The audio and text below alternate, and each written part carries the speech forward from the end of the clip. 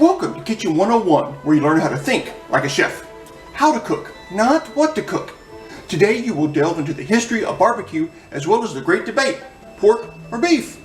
So grab yourself a pen, paper, and a smoker, because I'm Professor Kitchen and class is in session.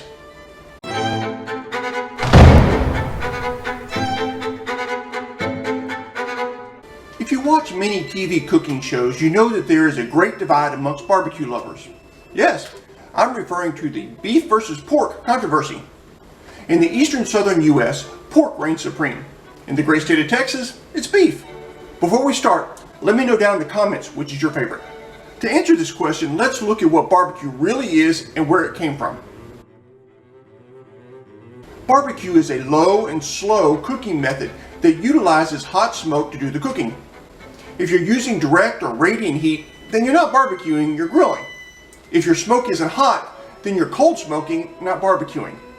If there's no smoke, well, that's just roasting. Barbecue uses only hot smoke to do the cooking. To do a proper barbecue, you need two separate devices, the grill and the firebox. The heat will be in the firebox and the food on the grill.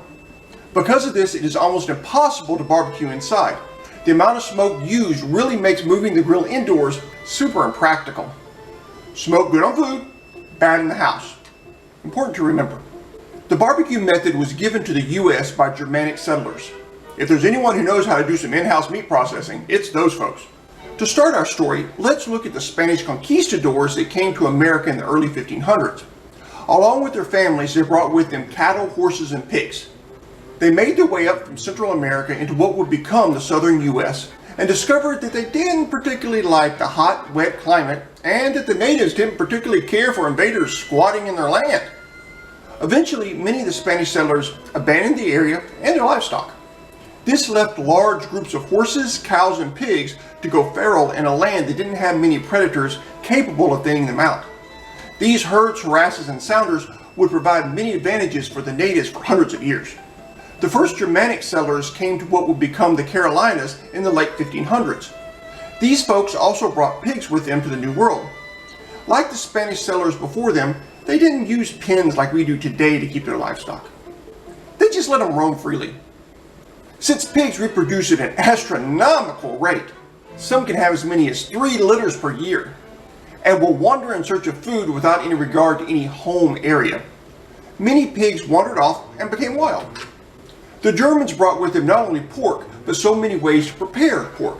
Since pigs produce way more meat than one family can eat before it goes bad, they had invented things like bacon and sausage and ham. All of these are meats that are cured for storage. Along the east coast of the U.S., the immigrants needed methods for fixing dinner while still leaving time to do all of that homesteading stuff. They would put a pork roast over hot smoke and let it sit there all day. It was enough heat to cook the meat and to keep the flies off, but not enough to burn it while it just sat there. This method gave time for the connective tissue to dissolve and the smoke flavor to penetrate deeply. This resulted in a smoky meat that just falls apart. Unfortunately, back then, everything tasted smoky.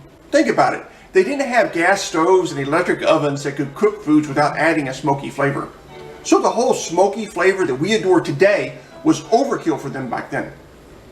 To help with this, they created sauces to try and cover that ever-present smoke taste. The stronger the flavor of the sauce, the better. The resulting concoction of vinegar, sugar, and tomato juice is known today as barbecue sauce. Barbecue sauce. In the early 1800s, there was another wave of Germanic immigration. This wave took to the southern U.S., where the Spanish had originally tried to settle so many years before. By the 1840s, there was a large Germanic population in Texas that stretched from Galveston Island up through the hill country and continuing to the Panhandle and beyond. Here they found that cattle was in abundance as much as pig. They were quick to realize that one cow can make a whole lot more meals than one pig. The Spanish longhorn that the original settlers brought with them had become the Texas longhorn. These cows were bred to go long periods of time without needing the massive amounts of food and water that regular bovines need. Unfortunately, this trait brought with it a tough, dry meat that needed some tender loving care in order to not be, well, nasty. These new settlers discovered that this meat made great jerky, but lousy steak. They took the tough beef and mixed it with fatty pork to make a much more flavorful sausage. One of the toughest cuts of meat on a cow is the brisket. Filled mostly with connective tissue, very few people wanted anything to do with this cut. Needing a way to cook this tough cut of cow, people turned to the same method of hot smoke over a long period of time. They also found that beef ribs took very well to this method of cooking. The thing about beef is that it naturally has more flavor than pork. Because of this, it took until the mid-1900s before barbecue sauces started showing up in Texas eateries. However, a dry rub was used to accent the flavor. At first, this just started out as salt and pepper. The Mexican influence in the area quickly caused dried hot peppers to be added to the mix. Today, most dry rubs also incorporate dried onions, garlic, and other flavors. It is important to note that only meat can be barbecued. There are only a few animals that can be barbecued, and only some of the cuts from those animals can be barbecued. In order to withstand the long, slow, dry heat of barbecuing, a food needs to have a lot of connective tissue and fat. While a pork shoulder works great, pork belly does not. Beef brisket works great, sirloin steak does not. Beans, chips, bananas, or whatever cannot stand up to the barbecuing process.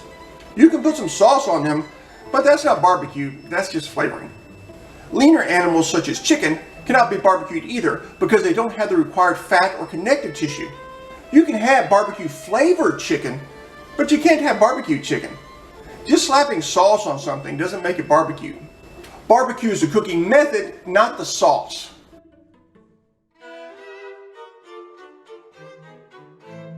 So which is better as barbecue, pork or beef? Well, neither and both. There is a reason that barbecued pulled pork is a huge thing. The pork comes away in smaller strands that integrate so well into sauce. It's just about perfect on a sandwich. If you're looking for more of a quick meal, then a pulled pork sandwich is what you want. Super tasty, filling, and easy to eat. Beef brisket is best served sliced with a side of baked beans and potato salad. The flavors and textures of that plate complement each other perfectly. Just keep the sugar out of the potato salad. I'm talking to you, store-bought bucket.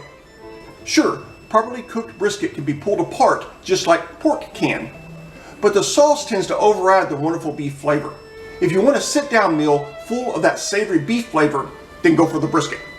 There should be room in every person's palate for both barbecue pork and barbecue beef. They're both fantastic in their own right. If given the option, choose some of both. I think I'll take it. Which one? All of it. All of it. Which is your favorite, barbecue beef or pork?